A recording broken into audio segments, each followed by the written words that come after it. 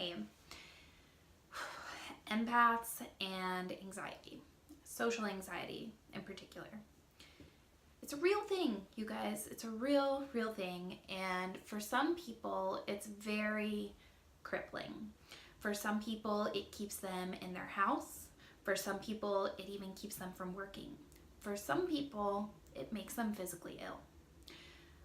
What happens is, as an empath, we absorb.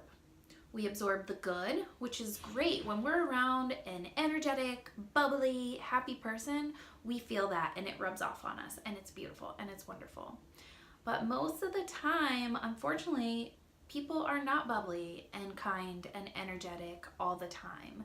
They have their own lives. They have things going on in their lives. They have physical ailments. They can be sick. They can be sad. They can be hurt. They can be traumatized. And as energy sensitives, we feel this and we absorb this. And we don't know why we're doing it, and sometimes we don't even know that we're doing it. The reason that this happens for us is because we are healers.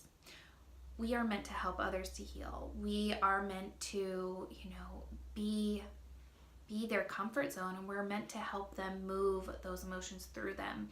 But in order for us to do this, we have to learn how to heal ourselves. And the only way that we're going to learn how to heal ourselves is to experience the things that need to be healed. And so this is why many intuitives will have really traumatic lives. They'll have really, not all, but many of us go through a lot of loss or a lot of trauma or a lot of even abuse or a lot of neglect, because we need to learn those lessons. We need to experience those things so that when the time is right, we can work through them, we can heal ourselves, and then we can understand and empathize with other people and help them to do the same.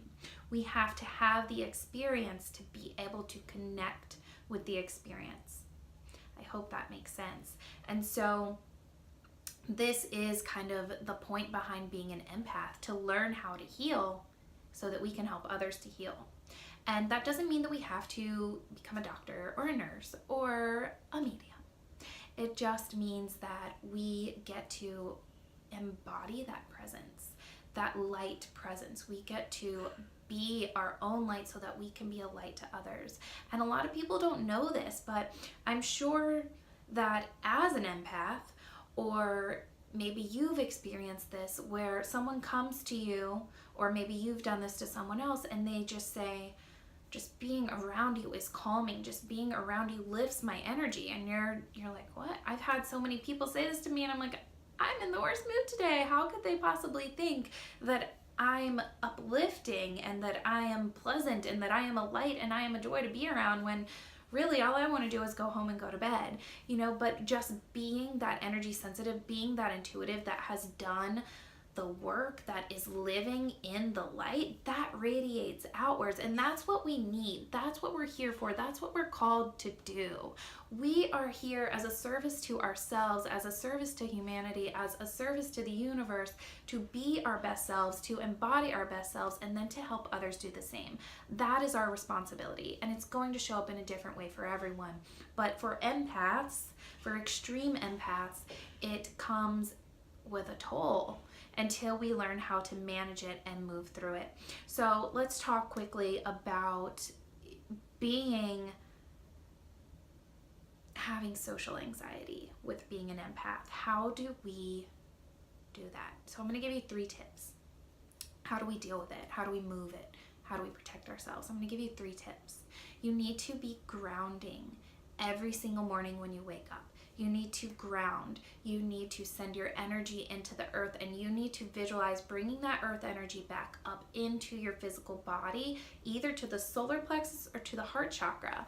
And if you're new to this, that may sound like too good to be true. It may sound just like some woo-woo jargon, but it's the truth. Give it a try. It's like When I was in the corporate world, it was the only thing that would get me through the day. I would ground and protect my energy in the morning. I would do it in the afternoon to kind of wake me up and fill me back up, and then I would do it at night. And that's what I would recommend that you do.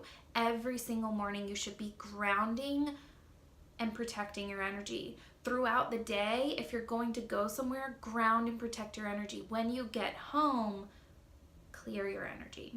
So to ground, you're going to send your energy into the earth and you're going to bring it up into your body. I also recommend that you connect to source as you're doing this process, and that is the same thing where you take your attention up and up and up, whether you call it God, you call it source, you call it the universe, the creator energy, whatever that is to you. Take your attention up there and call down a light back into your body and call it in through the crown chakra. Run it through your entire body, making sure to hit each chakra all the way down to the tips of the toes. And if you don't know how to work with the chakras, again, check out Chakras 101. It's going to be very, very beneficial for you in opening and expanding and learning how to work with the chakras. There's even a full guided meditation for opening, clearing, cleansing, and activating. So call in the light into your body and then call down one more stream of light to protect your energy. You can see this as a pyramid, you can see it as a bubble. Just really, really start to learn to ground, call in the energy and protect your energy, and then set some kind of boundaries. What are you willing to accept? Who are you willing to accept? What kind of energy are you willing to accept? And you can say things like, I'm only willing to accept that which is love. I'm only willing to accept that which serves me. And remember, this doesn't mean you're going to avoid all conflict the rest of your life by saying these things, because sometimes, well, all the time, conflict is to serve you. It's to lift you up. But this is going to keep other people's energy that's not serving you out of your own energy. So ground, connect, protect, okay? That's number one. Make sure you're doing that first thing in the morning, middle of the day, before you go somewhere that you know there's going to be a lot of people, and at night.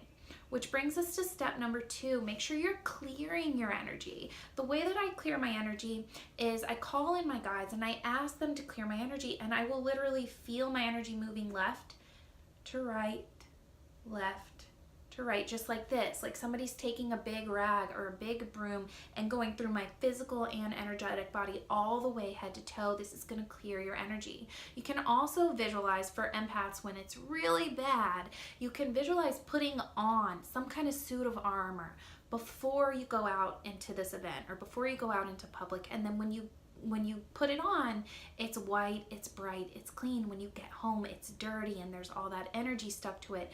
Visualize taking it off and sending it back into the earth for the earth to recycle. So that's step number 2, clearing your energy, using visualization, using energy techniques, moving that energy through you.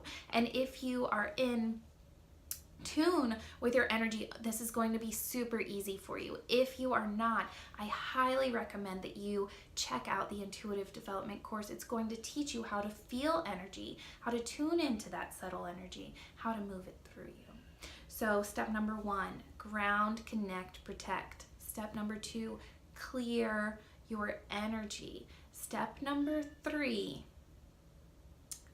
start setting boundaries. You can set boundaries with spirit, you can set boundaries with people, but you have to get into the habit of self-love, connecting to your higher self, stating to the universe what you're willing to accept and what you're not. And this all comes with, again, setting boundaries, loving yourself. I love myself. I approve of myself. I am only willing to accept love. I am only willing to accept that which is for my best and highest good. And then gratitude. So I guess there's 4. Again, it's always sitting in gratitude. I'm thankful for this body. I'm thankful for this gift. I'm thankful that I'm able to manage my energy. I'm thankful that I'm able to feel what is not my energy and move that energy through and out my body back into the earth to be recycled. I'm thankful for my guides for protecting my energy.